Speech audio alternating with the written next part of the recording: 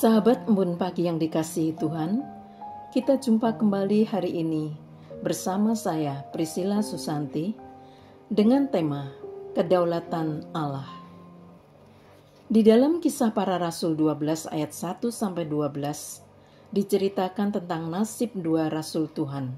Yang pertama yaitu Yakobus, saudara Yohanes, yang begitu singkat kisahnya.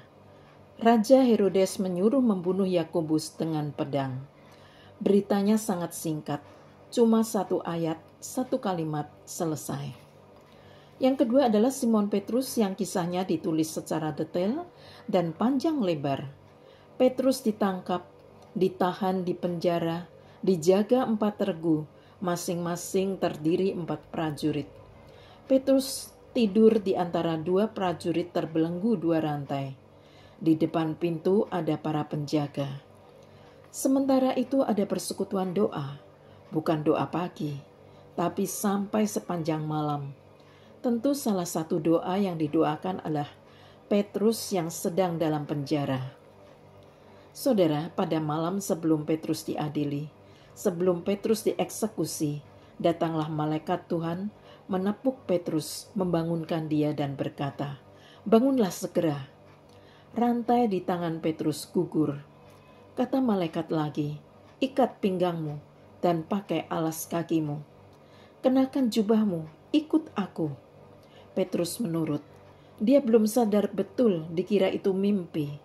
Mereka berjalan melewati para penjaga. Aman, semua masih tidur lelap. Sesampai di luar, malaikat meninggalkan Petrus. Petrus sadar itu bukan mimpi. Ia tahu harus kemana. Ia pergi ke tempat persekutuan doa. Rupanya ada rumah yang biasa dipakai untuk berkumpul, belajar firman Tuhan dan berdoa oleh para pengikut Yesus.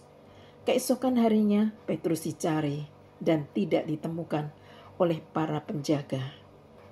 Kuasa doa luar biasa, kuasa Tuhan luar biasa. Tuhan menolong tepat waktu. Tuhan menolong secara ajaib. Petrus ditolong. Petrus mendapat mujizat. Bagaimana dengan Yakobus? Apa Tuhan pilih kasih? Apa Tuhan lebih sayang sama Petrus? Apa Tuhan tidak mengasihi Yakobus? Apa Tuhan terlambat menolong Yakobus? Tentu tidak. Ini yang disebut kedaulatan Allah. Ada hal-hal yang tidak bisa dimengerti. Mengapa Tuhan memperlakukan 2 orang rasulnya secara berbeda? Inilah kedaulatan Allah. Tuhan punya rencana yang berbeda bagi setiap anaknya. Cawan derita bagi Yesus adalah salib dan kematian.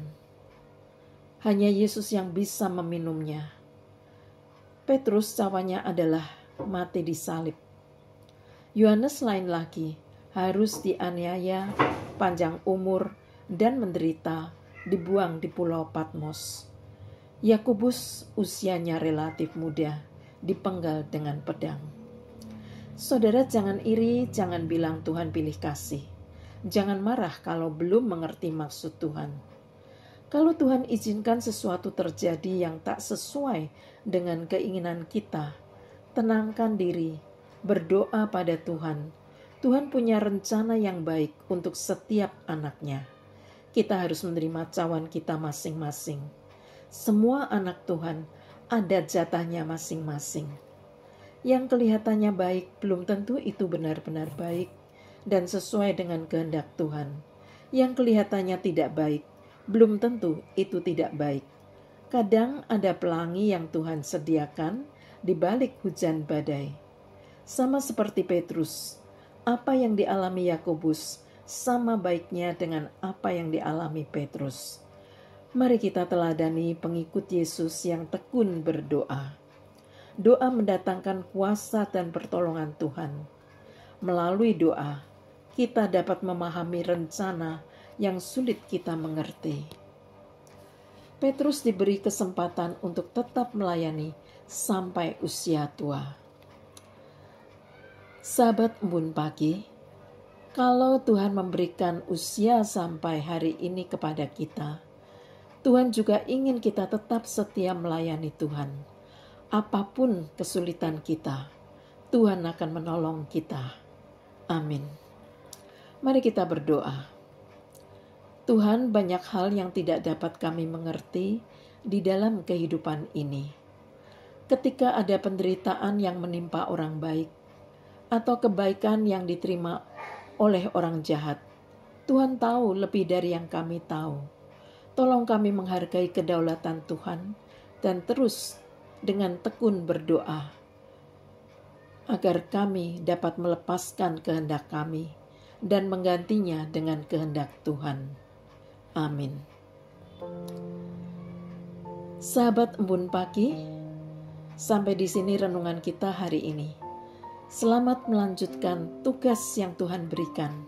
Sampai jumpa di renungan yang akan datang. Tuhan memberkati kita.